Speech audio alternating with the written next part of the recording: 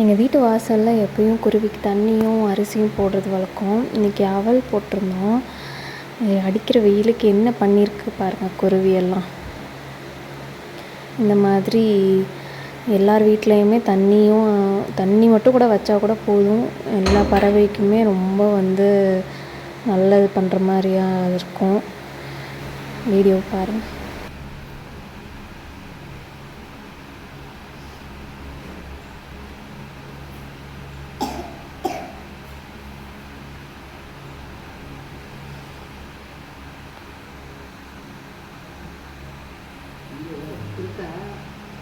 ஓவனா தண்ணிக்குள்ளே முங்கி எந்திரிக்குது. 4 வந்துருச்சு.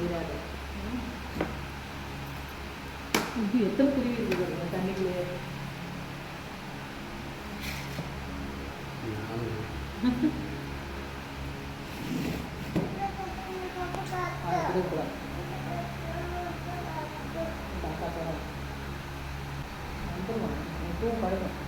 அது பயங்கரமாக காற்றடிக்குதா, தண்ணிக்குள்ளே இறங்கிட்டு வெயில் வந்துச்சுன்னா அந்த காற்றுக்கு அந்த சில்லுன்னு இருக்கும்ல, அதுக்கு காற்றடிக்கவும் அந்த தண்ணியில், அதனால முங்கி எந்திரிச்சிடுது. ஒவ்வொன்றும் பயங்கர காற்றடிக்குது.